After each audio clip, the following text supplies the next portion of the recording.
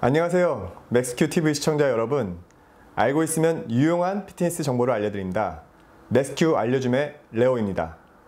오늘은 헬스장에 처음 가시는 분들이 하시는, 그리고 다이어트에 관심을 많이 가지시는 분들이 궁금해 하시는 체지방 측정기에 대한 소개를 해드리겠습니다. 먼저 체지방 측정기가 무엇인지 여러분들한테 간단하게 설명을 해드리겠습니다. 우리 몸을 분석해주는 기계를 체성분 분석기라고 합니다. 그리고 체성분 분석기에는 CT, MRI, 체지방 측정기가 있습니다.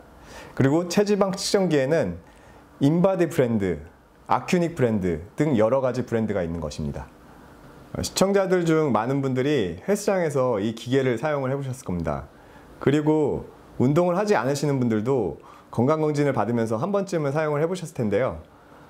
우선 이 체지방 측정기를 하시면 왜 어떻게 이걸로 체지방을 측정을 할 수 있지 많은 분들이 궁금해 하실 거예요. 그래서 어떤 방식으로 측정되는지 제가 간단히 소개를 해드리겠습니다.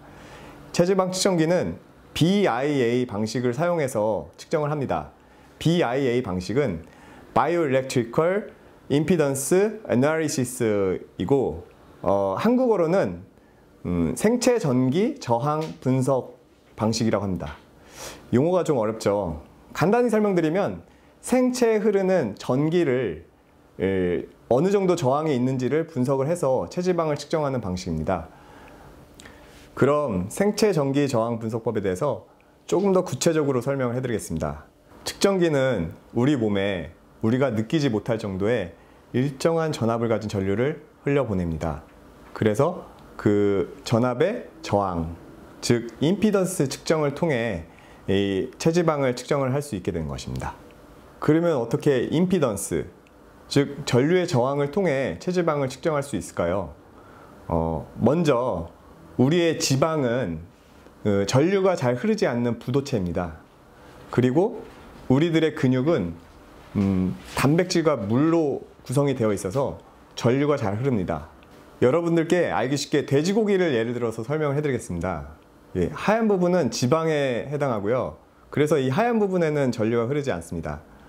그런데 적색 부분은 근육이고 그 근육은 단백질이랑 피로 이루어져 있습니다. 근데 피에는 상당량의 수분이 포함되어 있기 때문에 전류가 흐르게 되는 것입니다. 그래서 결국 이 적색 부분에는 전류가 흐르고 하얀 부분에는 전류가 흐르지 않기 때문에 이 기계가 체지방을 측정을 할 수 있게 되는 것입니다. 이제 이해가 쉽게 되시죠? 그래서 전류가 흐르지 않는 지방이 많으면 체지방 수치가 높게 나오고 전류가 흐르는 근육량이 많으면 근육량이 많이 측정이 되는 것입니다. 이와 같이 간단한 방식을 통해서 측정기에 손만 잡아도 우리 몸에 수분, 지방, 근육량이 얼마나 되는지 알 수 있는 것이고 이것을 BIA 방식이라고 하는 것입니다. 그러면 BIA 방식을 통해 측정한 값은 정확한 것일까요? 전문가들의 의견에 따르면 어느 정도는 측정 오차가 있을 수밖에 없다고 합니다.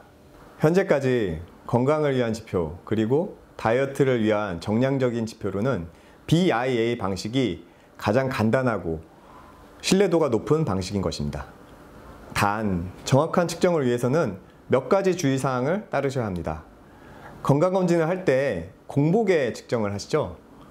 이처럼 그 체지방 측정기를 검사할 때는 몇 가지 주의사항을 지켜주셔야 정확한 결과값을 얻을 수 있습니다.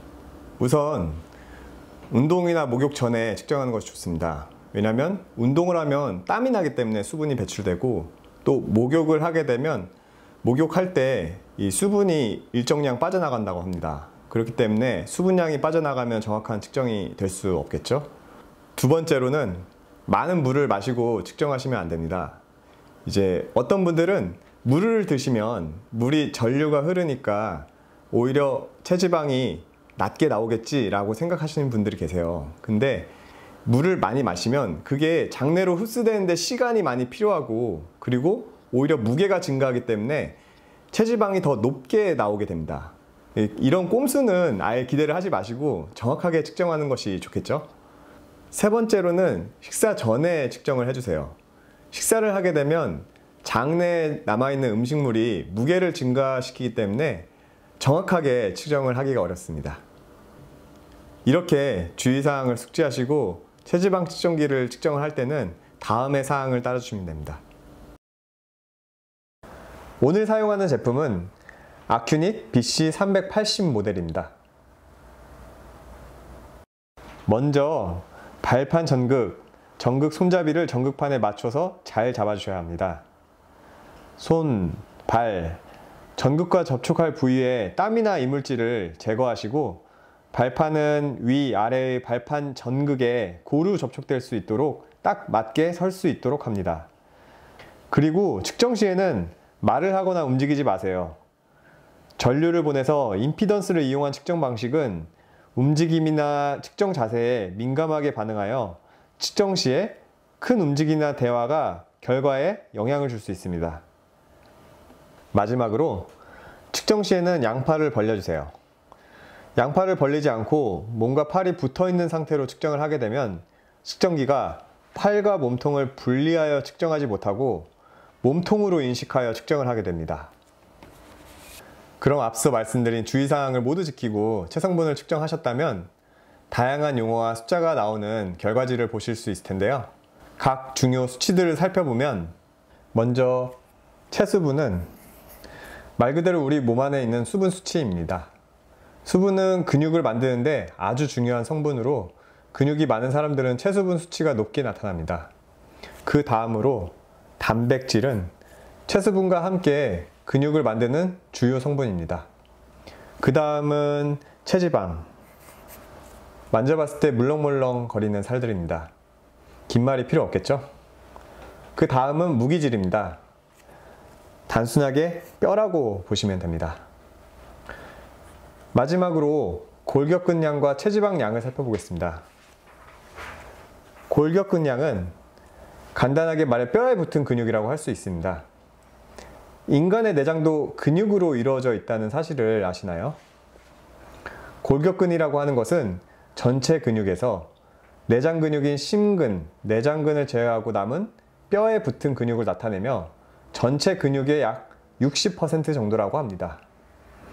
운동을 통해 늘릴 수 있는 근육으로 골격근량이 얼마나 늘었다는 것은 만져지는, 눈에 보이는 근육이 많이 늘었다고 볼 수 있으며 체지방량이 높거나 낮다는 것은 손으로 만져지는 말랑말랑한 살들이 많거나 적다는 의미로 볼 수 있습니다. 넥스큐 알려줌. 오늘 두 번째 시간은 체지방 측정기에 대해서 알아봤습니다. 우리가 매일매일 체지방이 얼마나 변하는지를 눈으로는 확인하는 것은 어렵습니다. 그래서 이 체지방 측정기가 그런 부분에서 굉장히 도움이 되는데 운동을 하면서 체지방 측정기 결과값에 하루하루 기뻐하고 슬퍼하고 할 필요는 없지만 우리가 내 몸의 현재 상태 그리고 몸이 어떻게 변화하는지의 과정에 대한 가이드로서 이 측정값을 활용을 하신다면 여러분들의 동기부여 그리고 좀 더 과학적이고 체계적인 운동을 함에 있어서 큰 도움이 되실 겁니다. 이상 넥스큐 알려줌의 레오였습니다. 다음에는 좀 더 유용한 정보, 알찬 컨텐츠로 찾아뵙겠습니다. 구독과 좋아요, 알람 설정 잊지 마시고요. 감사합니다.